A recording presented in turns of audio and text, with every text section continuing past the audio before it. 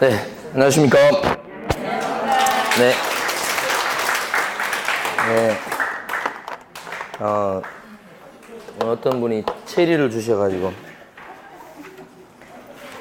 네, 사실 저는 그 체리 때문에 결혼했습니다. 왜냐면 저희, 지금 집사람이, 안사람이 체리를 되게 좋아해요. 저는 그 전까지는 체리랑 과일이 있는 줄 몰랐어요. 그래가지고, 이제 어떻게 했냐면, 지금은 없어졌는가 모르겠습니다만, 가락시장에 가가지고, 체리를 일반 가게에서 구하기 힘들었어요, 그때. 지금 또 한,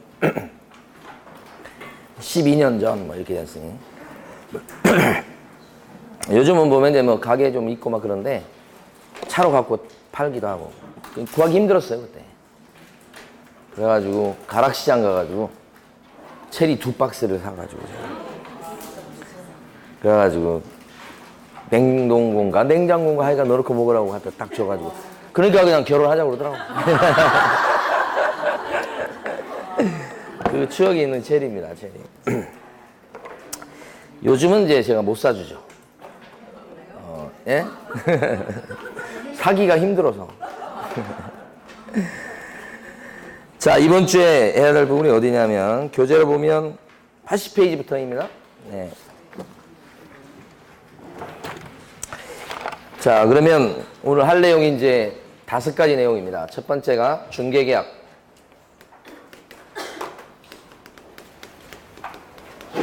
두 번째가 정보망. 세 번째가 확인설명 의무. 네 번째가 거래계약서. 다섯 번째가 보증제도. 이렇게 5가지. 자, 여기서부터 보겠습니다. 자, 중개계약이라 그러면 요게 같은 말로 의뢰입니다. 의뢰. 중개업소에 내놓는 걸 얘기하고요. 보통 일반적으로 일반 중개계약하고 전속 중개계약으로 보통 얘기합니다. 일반 중개계약은 여러 중개업소에 내놓는 걸 얘기하고, 이때 말로 하는 게 일반적인데 서면으로 할 수도 있다. 이론적으로는 가능하고. 법조문에서는 뭐라고 얘기하냐면 국장이 표준이 되는 서식을 정해서 권장할 수 있다. 이렇게 했어요. 이 표준서식이란 말이 법에서 정해놓은 법정서식. 같은 말입니다. 또 다른 말로는 시행규칙, 국토교통부령을 의미하죠. 별지서식이다. 별지에 나와 있는 서식이다. 이렇게 하는데 다 같은 뜻입니다. 법조문상으로는 이걸 권장할 수 있다. 이렇게 되어 있고, 조문은 이렇게 되어 있습니다. 시험에 대비해서는 권장할 수 있는 사람이 누구냐, 이거 알아두셔야 돼요. 국장이 권장하는가. 등록관청이 권장할 수 있다. 이렇게 하면 틀리겠다. 출제하는 사람은 이런 관청을 주로 바꾸니까요. 자, 그런데 이제 두 번째는, 그러면 이런 표준서식, 법정서식을 실제로 만들어 놨느냐, 있느냐, 실제로 만들어 놨다. 이런 거죠. 진짜 만들어 놨어요? 그래서 권장하고 있어요?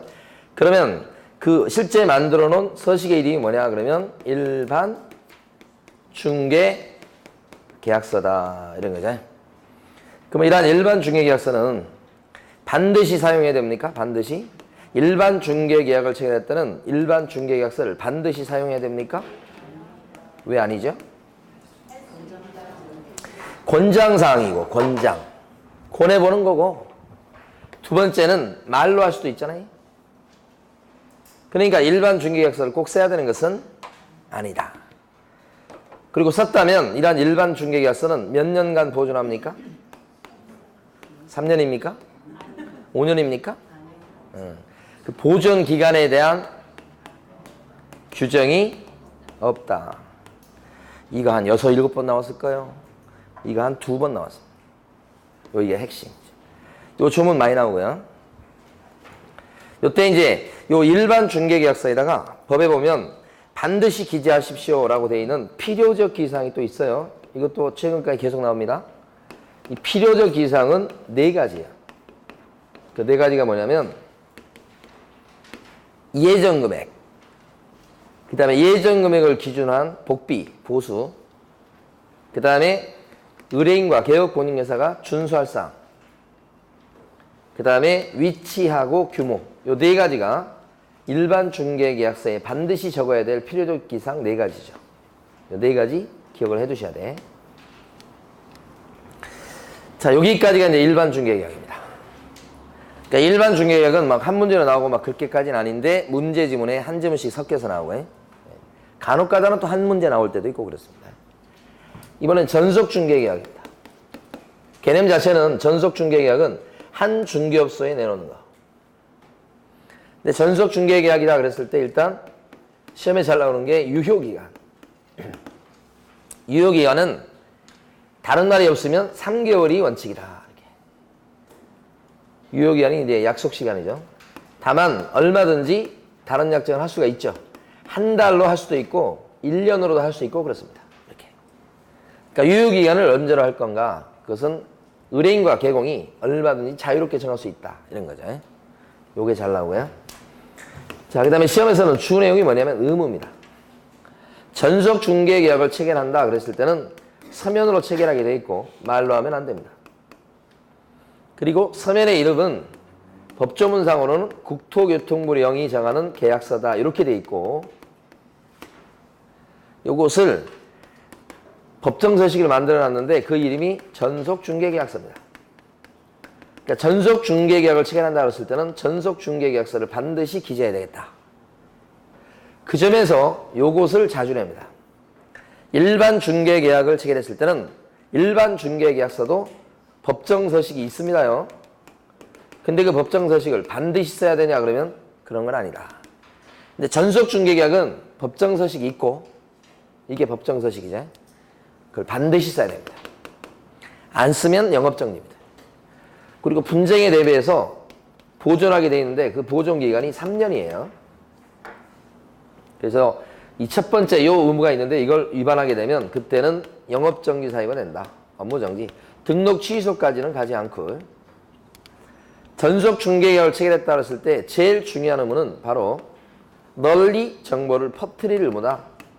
정보 공개 의무다. 이때는 서식에 나와 있는 거 보면 7일 이내 공개하도록 돼 있다. 서식에는. 그때 정보 공개하는 방법은 두 가지죠.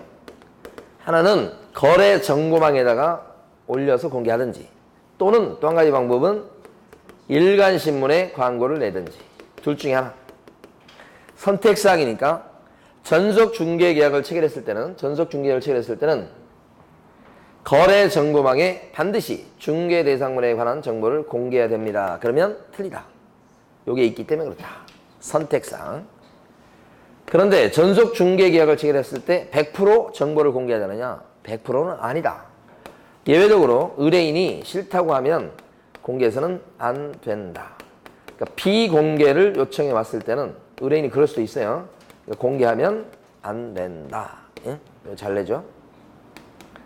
자, 예외가 있다는 거예요. 그리고 정보 공개할 내용은 총 7가지입니다. 정보 공개하는 게 7일 이내 공개하듯이 7가지를 공개하는 거예요. 공개할 7가지 내용은 암기를 해버리면 소벽 씨라고 하는 사람이 연근 아시죠?